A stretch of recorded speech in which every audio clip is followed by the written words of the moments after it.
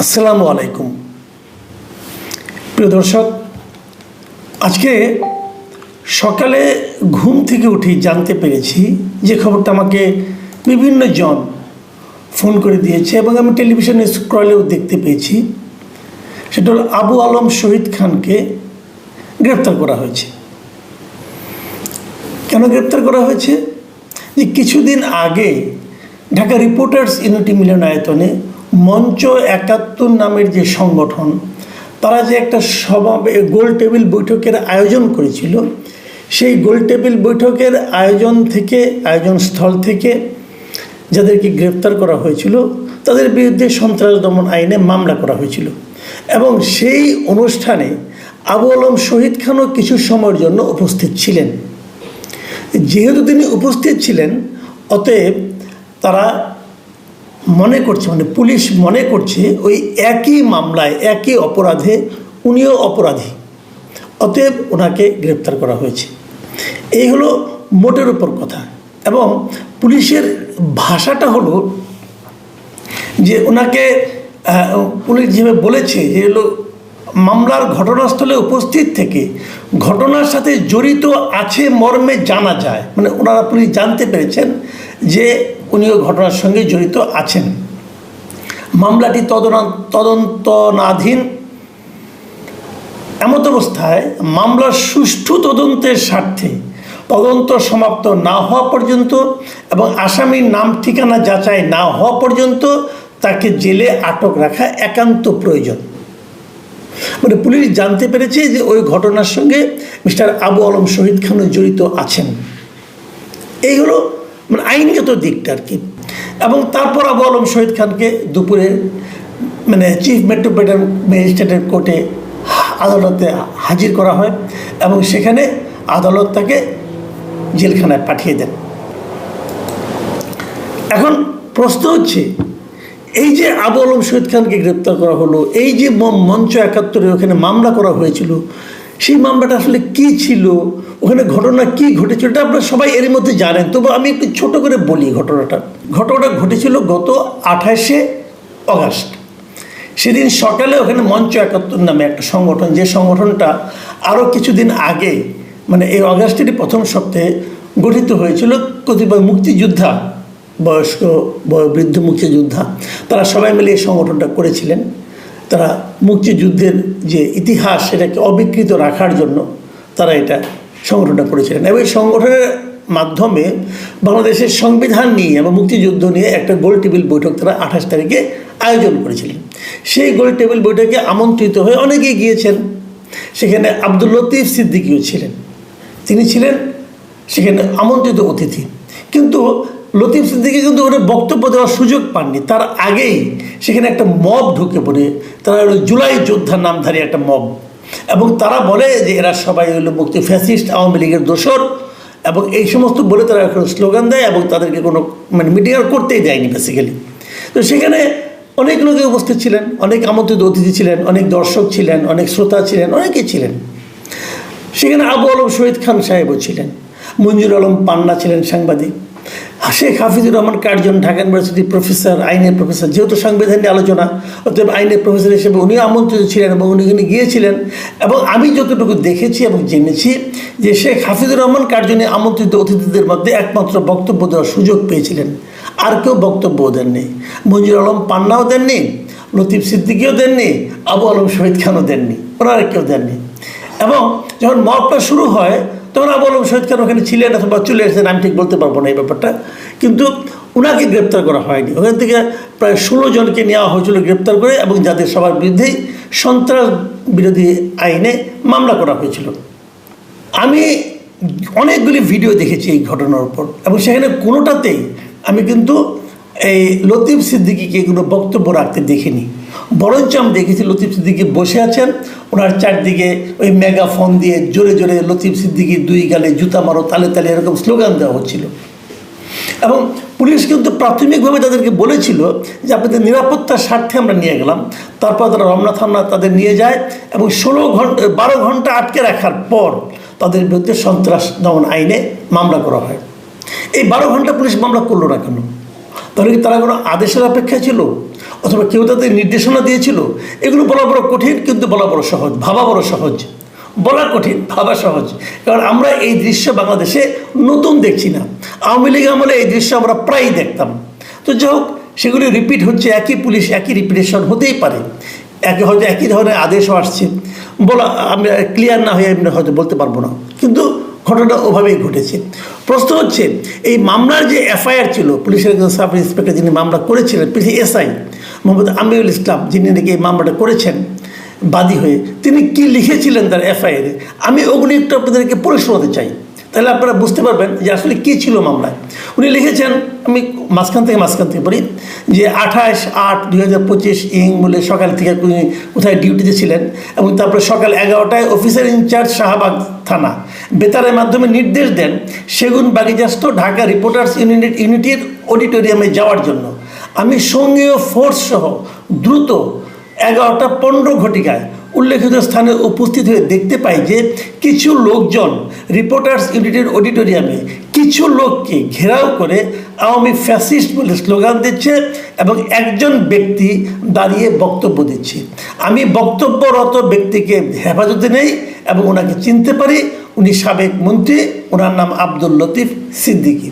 তারপর উনি এক জায়গায় লিখেছেন যে ওনাকে জিজ্ঞাসাবাদে জানা যায় যে মুক্তিযুদ্ধের ইতিহাস মুছে ফেলার গভীর ষড়যন্ত্র ও মুক্তিযুদ্ধের ইতিহাস বিকৃতি বন্ধের লক্ষ্যে গত 5ই আগস্ট 2025 খ্রিস্টাব্দে মঞ্চ 71 নামে একটি সংগঠনের আত্মপ্রকাশ ঘটে।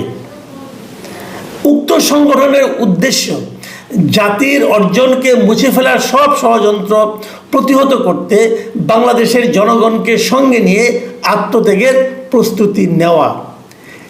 প্রস্তুতির অংশ হিসাবে অদ্য 28/8/2025 খ্রিস্টাব্দে সকাল 10 ঘটিকায় উক্ত স্থানে একটি গোল টেবিল বৈঠকের আয়োজন করা হয়েছে। এটা উনি লিখেছেন, আমাদের যিনি এই মামলার যিনি বাদী, যে পুলিশ কর্মকর্তা, উনি এই কথা লিখেছেন যে কেন এই সংগঠনটা গঠিত হয়েছে এবং তারা ওখানে কেন বসেছিল। আপনারা শুনলেন, এখানে রাষ্ট্রবিরোধী কিছু আছে কিনা আমি এখনও বুঝতে পারলাম না।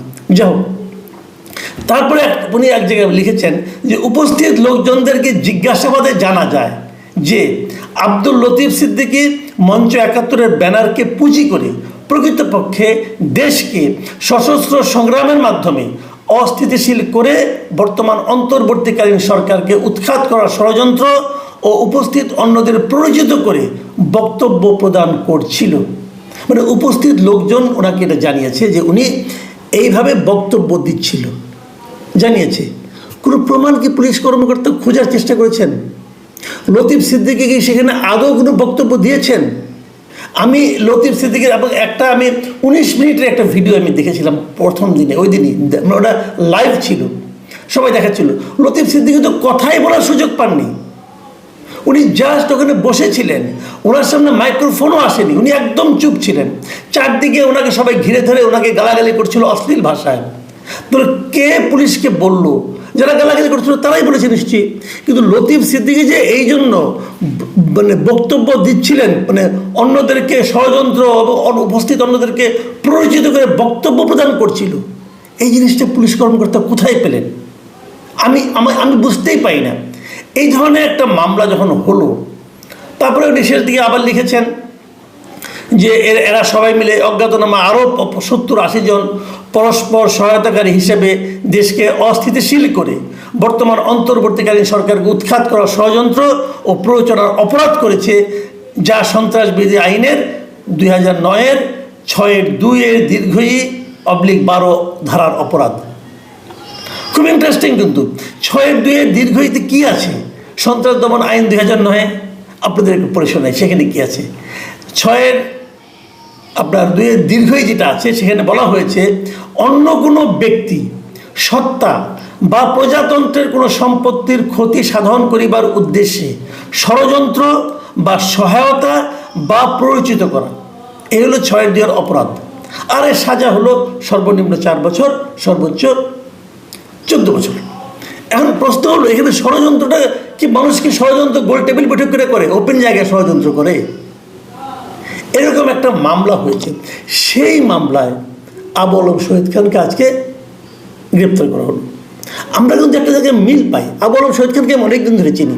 উনি, আমি যে ডিপার্টমেন্টে পড়াশোনা করতাম জার্নালিজম ডিপার্টমেন্টে, উনি সেই ডিপার্টমেন্টের আমার সিনিয়র ভাই, অনেক সিনিয়র আমার। তো ওনাকে আমরা দেখেছি, তো ওনাকে আমি চিনি, এবং ওনাকে সচিব হওয়ার পরেও ওনার সঙ্গে আমার খুব একটা দেখা হয়নি।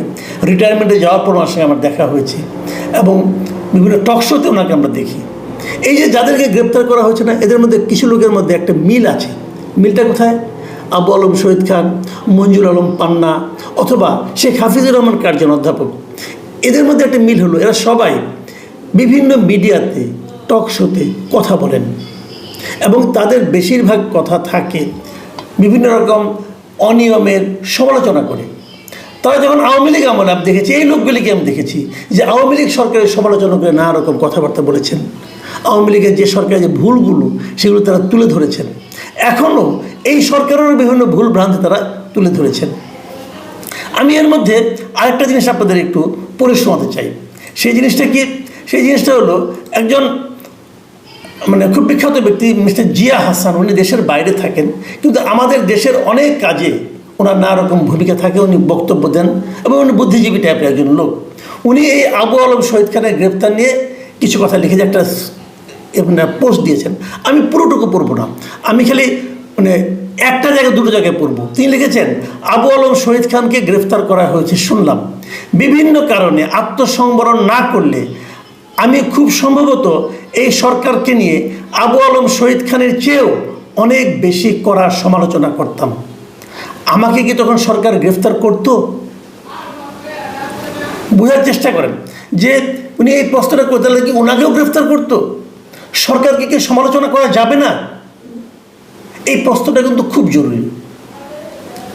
যখন কোনো সরকার বলে যে আমাকে সমালোচনা করা যাবে না, তখন বুঝতে হবে সেই সরকারটা ফ্যাসিবাদী হয়ে গিয়েছে, তারা সমালোচনা সহ্য করতে পারে না। আমি নিজেও তো সরকারের সমালোচনা করি, আমি আওয়ামী লীগ সরকারের সমালোচনা করতাম, কেন করবো না? আমার কাছে যদি মনে হতো যে এই কাজটা সরকার ঠিক করছে না, আমি সেটা বলবো না? এই দেশের নাগরিক হিসেবে কি আমার বলার অধিকার নেই? আছে তো। এবং আমাদের এই সরকার প্রধান ডক্টর ইউনূস, উনি তো স্পষ্ট বলেও দিয়েছেন যে আপনারা আমার মুক্ত কণ্ঠে আপনারা আমার সমালোচনা করুন, বলেছেন। তো ওনার কথা শুনে যদি কেউ ওনার সরকারের সমালোচনা করে, তাহলে সেটা কি গ্রেফতার হওয়ার মতো অপরাধ? অনেক কারণ দেখানো হচ্ছে, লতিফ সিদ্দিকীর বিরুদ্ধে মামলা আছে দেখানো হচ্ছে, আবু আলম শহীদ খানের বিরুদ্ধে মামলা আছে কিনা এখনও যাই না।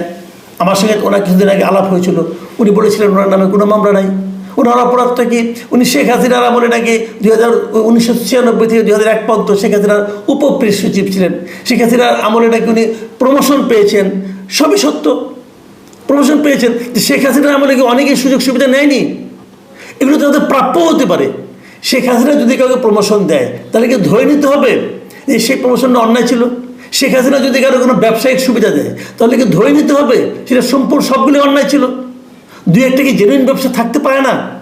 আচ্ছা, ডক্টর ইউনূস যে গ্রামীণ ফোন, এই গ্রামীণ ফোনের সুযোগ সুবিধা যেগুলি পাওয়ার, সবগুলো শেখ হাসিনার আমলে পেয়েছেন। তো শেখ হাসিনা কি এটা অন্যায় করেছিলেন? ভাই, এভাবে দেখলে তো হবে না। আপনি পৃথিবীতে একটা মানুষ কখনো খুঁজে বের করতে পারবেন না যার সব ভালো, আবার একটা মানুষ কখনো খুঁজে বের করতে পারবেন না যার সব খারাপ।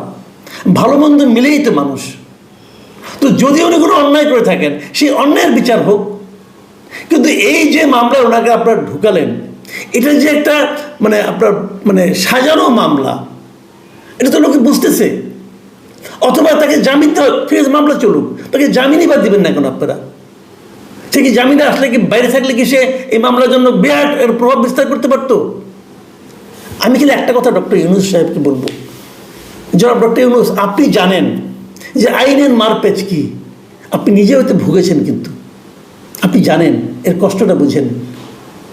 কাজে আপনি এটা করার কারণে, আপনাকে হয়রানি করার কারণে সারা দুনিয়া কিন্তু যে আপনাকে হয়রানি করেছিল তাকে কি চোখে দেখেছে সেটাও আপনি জানেন।